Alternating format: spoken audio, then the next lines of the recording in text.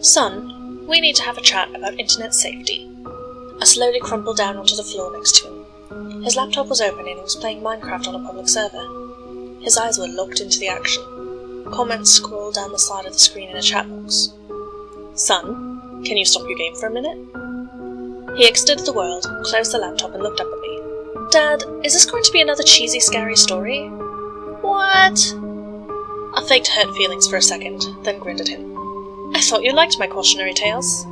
He grew up listening to my stories about children who encountered witches, ghosts, werewolves, and trolls.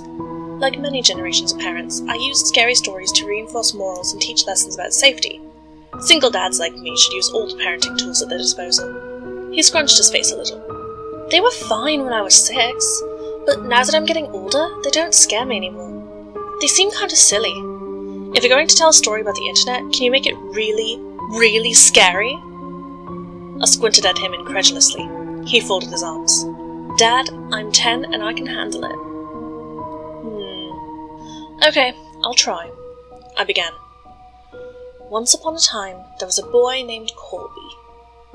His expression indicated that he wasn't impressed with the terror of the introduction. He sighed deeply and settled in for another one of Dad's cheesy stories. I continued. Colby went online and joined several children's websites.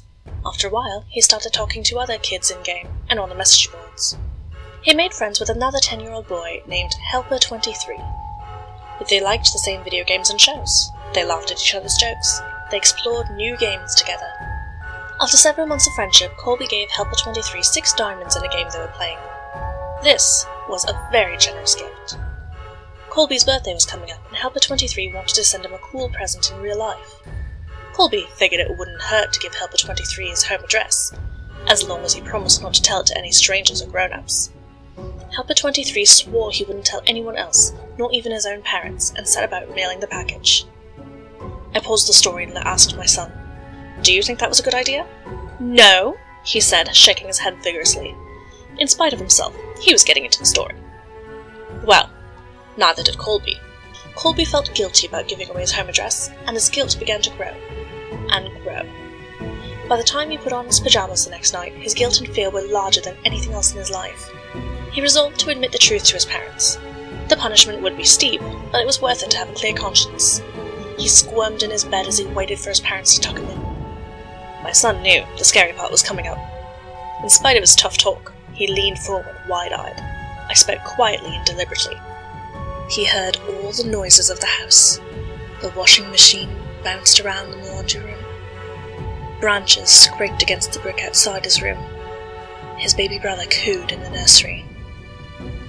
And there were some other noises he couldn't quite pinpoint. Finally, his dad's footsteps echoed down the hall. "Hey, Dad?" he called out nervously. "I have something to tell you." His dad stuck his head in the doorway at a weird angle.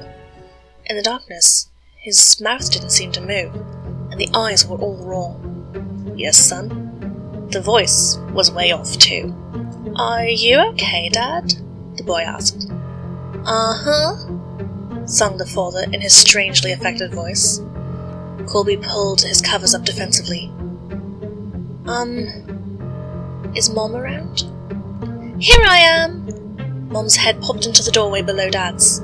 Her voice was an unnatural falsetto. "Were you about to tell us that you gave our home address to Helper23? You shouldn't have done that. We told you never to give out personal information on the internet." She continued, "He wasn't really a kid. He just pretended to be one. Do you know what he did? He came to our house, broke in, and murdered both of us, just so he could spend time with you."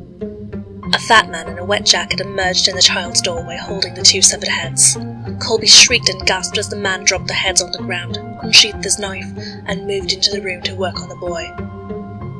My son screamed too. He twisted his hands defensively over his face. But we were just getting started with the story. After several hours, the boy was almost dead, and his screams had become whimpers. The killer noticed the wailing of a baby in another room, and removed his knife from Colby. This was a special treat. He had never murdered a baby before, and he was excited about the prospect.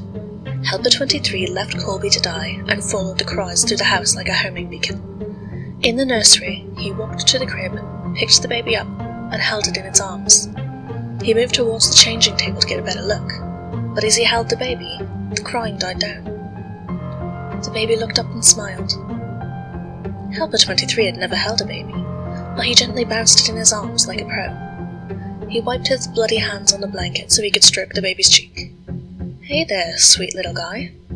The beautiful rage of sadism melted into something warmer and softer.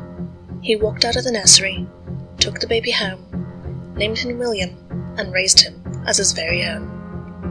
After I finished the story, my son was visibly shaken. Between ragged staccato breaths, he stammered, But Dad, my name's William." I gave him a classic dad wink and tousled his hair.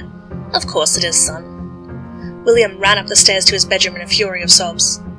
But deep down, I think he liked the story.